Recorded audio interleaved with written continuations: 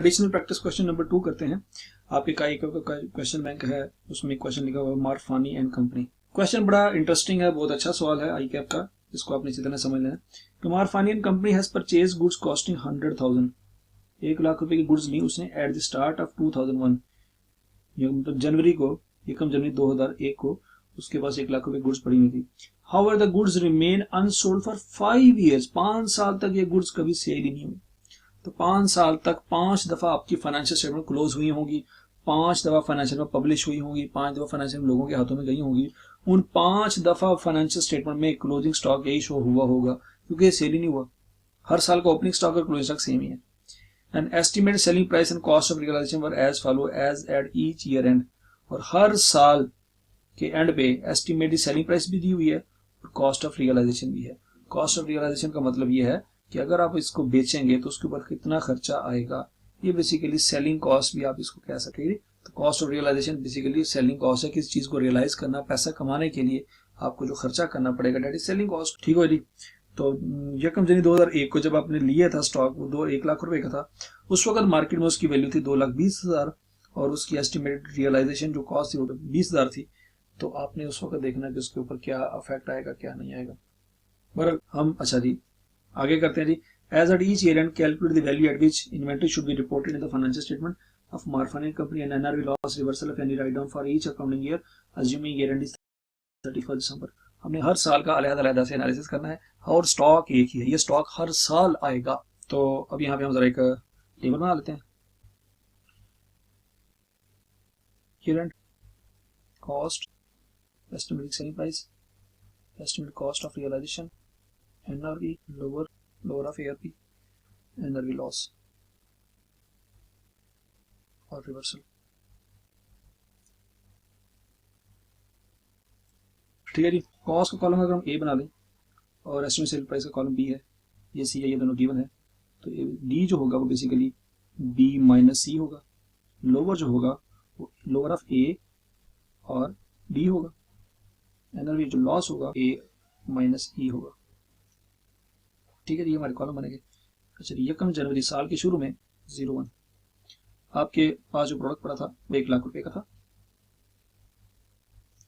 उसकी estimated selling price जो थी वो 2,20,000 रुपए की थी।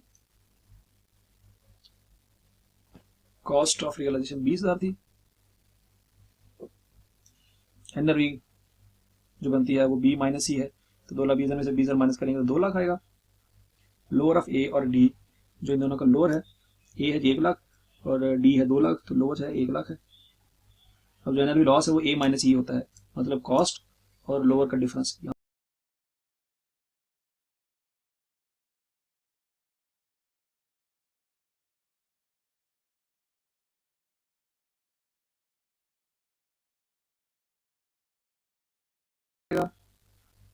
लोअर ऑफ ए और डी, जो इन दोनों का लोअर है, ए है 1,00,000 और डी है 2,00,000, तो लोअर है 1,00,000 है।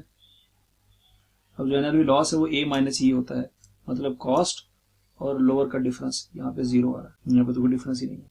ठीक है जी, ये वैसे वैसे ही आ गया। अब अगला इस साल का एंड देखते हैं, 31 दिसंबर 01। देखें कॉस्ट तो आपकी सेम ही रहेगी क्योंकि सेम स्टॉक आपके पास पड़ा हुआ है, उसमें तो कोई चेंज नहीं आएगा। एस्टिमेटेड सेलिंग प्राइस साल के एंड पे 1,35,000 हो गई है, वो हम यहाँ पे लिखेंगे। अच्छा जी, और जो सेलिंग कॉस्ट है वो 15,000 है, यहाँ पे लिखेंगे। एनआरवी का फार्मूला क्या है, एस्टिमेटेड सेलिंग प्राइस में से कॉस्ट ऑफ रियलाइजेशन माइनस कर दो, 1,35 में से 15 माइनस करेंगे 1,20,000 देगा। लोअर कॉस्ट में और इसमें से लोअर जो है वो कॉस्ट है, वो इधर आ जाएगा। और इस साल भी, और साल के एंड पे भी कोई लॉस नहीं आएगा। ठीक है जी। अब अगला साल देखते हैं, 31 दिसंबर 2002 अगला साल आ गया 02। कॉस्ट वही है हमारी 1,00,000। सेल प्राइस कितनी है जी हमारी 1,00,000, और सेलिंग प्राइस हमारी क्या कहते हैं, सेलिंग कॉस्ट 10,000 है। एनआरवी का फार्मूला क्या है, दिस माइनस दिस 90,000 आ जाएगा। अब कॉस्ट आपकी 1,00,000 रुपए है, एनआरवी आपकी 90,000 है, तो 90,000 लोअर वैल्यू है, ये आ जाएगी इधर, और 10,000 रुपये का लॉस आपने रिकॉर्ड कर देना है लोअर का। फार्मूला क्या होगा जी, कॉस्ट 1 लाख है, लोअर वैल्यू 90,000 है, तो 10,000 रुपये से आपका लॉस रिकॉर्ड होगा। ठीक है जी, ये लॉस है, ये आपने रिकॉर्ड करना है। ओके, अब अगले साल चलते हैं। 31 दिसंबर 03, 31 दिसंबर 03 को उसकी एस्टिमेट सेलिंग प्राइस 90,000 है।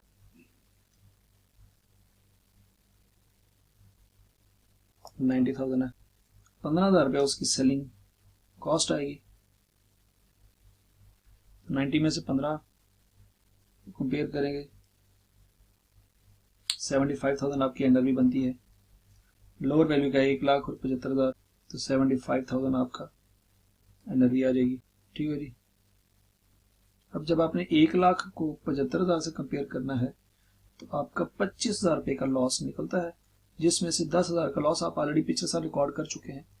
तो इस साल जो एडिशनल लॉस है वो आपका 15,000 आएगा। ये बात आपने अच्छी तरह से याद रखें। देखें, हकीकत में समझने की कोशिश करें। पिछले साल लॉस था, कॉस्ट थी 1,00,000 और 90,000 उसकी एनआरवी थी। तो बैलेंस शीट में या एसओएफपी में इन्वेंट्री की वैल्यू 90,000 पे शो होगी। किस साल में? 2002 में। 2003 में उसकी इन्वेंट्री की वैल्यू शो होनी चाहिए कितने? 75,000। तो हकीकत में जो वैल्यू डाउन हुई है वो 15,000 की हुई है। तो यहाँ पे 15,000 का लॉस रिकॉर्ड करेंगे, 25 का नहीं करेंगे। क्यों? 2002 में लॉस आप ऑलरेडी रिकॉर्ड कर चुके हैं कितना? 10,000 का। अब 2003 में हम लॉस 25,000 का रिकॉर्ड नहीं करेंगे क्योंकि 10 का तो ऑलरेडी कर चुके हैं। टोटल लॉस हमारा 25 है, तो 25 में से 15 मजीद करेंगे तो टोटल लॉस जो हमारा 25 बन जाएगा ऑटोमेटिकली। ठीक है जी। तो यहाँ पे 15,000 रुपये का लॉस रिकॉर्ड करना, ये बहुत इंपॉर्टेंट पॉइंट है, ये आपको क्लियर होना चाहिए। ठीक है जी, ये बहुत इंपॉर्टेंट पॉइंट है, आपको क्लियर होना चाहिए कि यहाँ पे कॉस्ट लिखी हुई है, हकीकत में 90,000 का बैलेंस आएगा उसका पिछले साल। इस साल वो 90,000 को कंपेयर करेंगे 75,000 से, तो हमारा 15,000 का लॉस बनता है। अब अगला सवाल देखते हैं जी। 31 दिसंबर 04,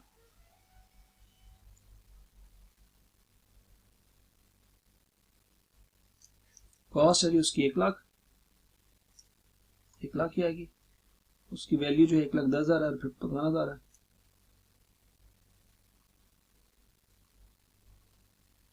तो एनआरवी जो बनती है 1,10,000 में से 15,000 माइनस करें तो 95,000। तो जो लोअर वैल्यू वो 95,000 है, वो यहाँ पे आ जाएगी। अब यहाँ पे याद रखिएगा 2004 में हमारी जो इन्वेंट्री की वैल्यू है वो 95,000 शो होगी। पिछले साल की निस्बत वो वैल्यू बढ़ गई है। कितनी बढ़ गई है? 20,000 रुपये से बढ़ गई है।